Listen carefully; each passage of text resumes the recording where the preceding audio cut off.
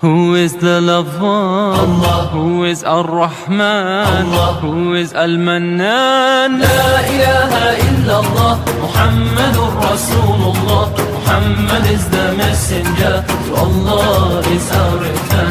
La ilaha illallah, Muhammadur Rasulullah. Muhammad is the messenger, to Allah is our return. La ilaha. آخری سوال جو ہے وہ ہم بیان کرتے ہیں اور اس کے بعد آپ لوگوں کی زحمت کو جو ہے وہ تمام کرتے ہیں.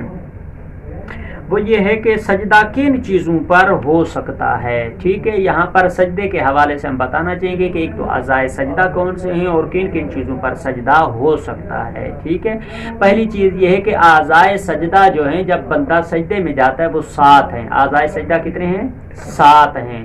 اس میں سے جب انسان جب سجدے میں جاتا ہے تو پہلی چیز یہ ہے کہ اس کے پاؤں کے جو ناخن جو ہیں جو پورے ہوتے ہیں وہ پورے دونوں کے دونوں زمین پر لگنا واجب ہے. وہ اس حالت میں جو ہے وہ اس حالت میں نہ ہوں بلکہ بالکل ہی اسی حالت میں ایسے جو ہے وہ پاؤں کو سیدھا رکھا جائے. ٹھیک ہے, یہ سمجھ آ رہا ہے؟ ایسے اس طرح سے رکھا جائے, نہ کہ اس کو جو ہے وہ اس طرح سے پاؤں نہ ہوں یا اس طرح سے پاؤں نہ ہوں یا جو ایک دوسرے پاؤں کے اوپر دوسرا پاؤں موجود نہ ہو بلکہ ایسے پاؤں رکھیں. اگر اس کو الٹا کریں گے تو آپ کو واضح نظر آ جائے گا کہ اس طرح سے ہم نے پاؤں رکھنا ہے تاکہ جو ناخن کا پورا اور جو ناخن ہے اسی جگہ پر اسی کے اوپر کھڑا کر کے اس پاؤں کو رکھنا ہے.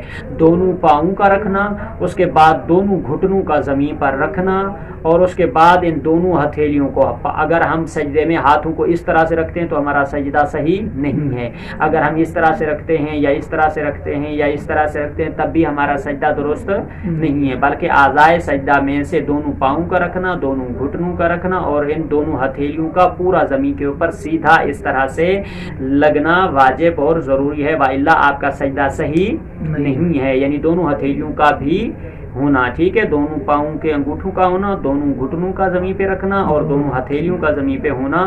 یہ ہو گئے 6. اس کے بعد 7واں جو اعضائے سجدہ ہے وہ ہے پیشانی. ٹھیک ہے, یعنی اولاً تو یہ ہے کہ سجدہ جب کیا جائے تو اعضائے سجدہ اوپر نیچے نہ ہوں, یعنی اس طرح نہ ہوں یا اس طرح نہ ہوں یا اس طرح نہ ہوں. ٹھیک ہے, بلکہ برابر اور سیدھی جگہ پر سجدہ کیا جائے. ٹھیک ہے, جس میں نماز کی حالت اور کیفیت اور قیام کی حالت جو وہ سیدھی ہو, نہ کہ وہ ٹیڑھی ہو جس میں آپ سجدہ کریں تو ایک گھٹنا نیچے ہو جائے, اس طرح ہو جائے اور دوسرا جو ہے وہ اس طرح ہو تو پھر سجدے میں اشکال ہے. ٹھیک ہے, اسی طرح اعضائے سجدہ بھی جو ہے وہ برابر ہونے چاہیے, وہ بھی اوپر نیچے اتنی زیادہ مقدار میں نہ ہوں کہ وہ اوپر نیچے ان کا جو اوپر اور نیچے کا حصہ ہے وہ زیادہ آگے پیچھے یا اوپر نیچے ہو جائے تو پھر سجدے میں اشکال ہے.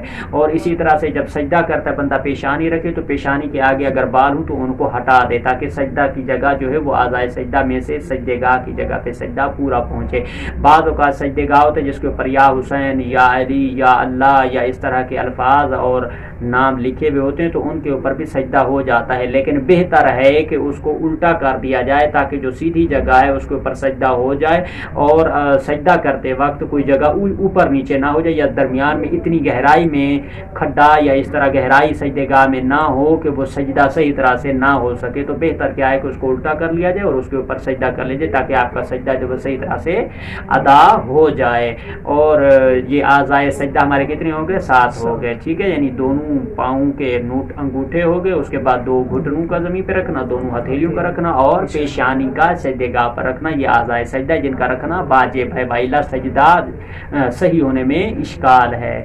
اس طرح سے ہم کن چیزوں کے اوپر سجدہ کر سکتے ہیں جس میں سے سب سے پہلے یہ کہ آپ خاک شفا پر سجدہ کریں. سب سے زیادہ فضیلت بھی اور مستحب بھی اور بہتر بھی ہے کہ آپ خاک شفا پر سجدہ کریں. اگر خاک شفا نہیں ہے تو پھر خاک پر سجدہ کریں. اگر خاک آپ کے پاس موجود نہیں ہے تو پھر آپ پتھر پر کر سکتے ہیں. اگر پتھر موجود نہ ہو تو پھر آپ لکڑی پر کر سکتے ہیں. اگر لکڑی آپ کے پاس موجود نہ ہو تو پھر آپ پتے کے اوپر بھی سجدہ کر سکتے ہیں. اگر پتا بھی موجود نہ ہو تو لاسٹلی سٹیج میں پھر آپ کاغذ کے اوپر بھی سجدہ کر سکتے ہیں. اور اگر آپ کے پاس یہ تمام چیزیں موجود نہ ہوں, یعنی خاک شفا بھی موجود نہ ہو, خاک بھی موجود نہ ہو اور آپ کے پاس جناب سجدے گاہ بھی موجود نہ ہو, پتھر بھی موجود نہ ہو، لکڑی بھی موجود نہ ہو، یا پھر جو ہے وہ پتا بھی موجود نہ ہو، کاغذ بھی موجود نہ ہو، تو پھر آپ نے کیا کرنا ہے، لاسٹلی اگر آپ کے پاس کوئی چیز موجود نہ ہو تو پھر ہاتھ کی ہتھیلی پہ بھی سجدہ کر سکتے ہیں. لاسٹلی آپ ہاتھ کی ہتھیلی ایسے رکھ کے پھر آپ اس طرح سجدہ کر سکتے ہیں، آپ کا سجدہ جو ہے وہ درست شمار ہوگا. ٹھیک ہے.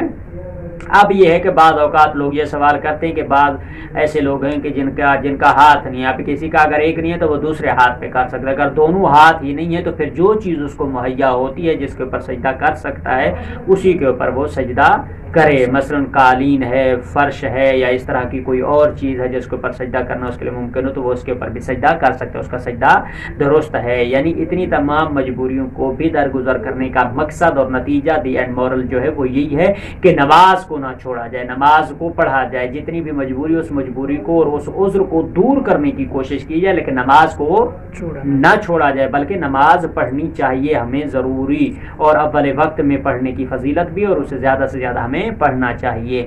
تو انشاءاللہ طلباء کرام، علماء کرام اور مومنین انشاءاللہ آج انہی سوالات کے ساتھ آپ لوگوں سے رخصت ہوتے ہیں اور اجازت چاہتے ہیں. انشاءاللہ روزانہ دیکھتے رہیے ایک نئے موضوع کے ساتھ. اگلے انشاءاللہ ہم اپنے مومنین کے اور طلباء کے سوالات کے ساتھ ہم آپ کے سامنے حاضر ہوں گے. فی الوقت کے لیے التماس دعا، اللہم صلی علی محمد و آل محمد و عجل فرج آل محمد، بآواز بلندتر صلوات. اللہم صلی علی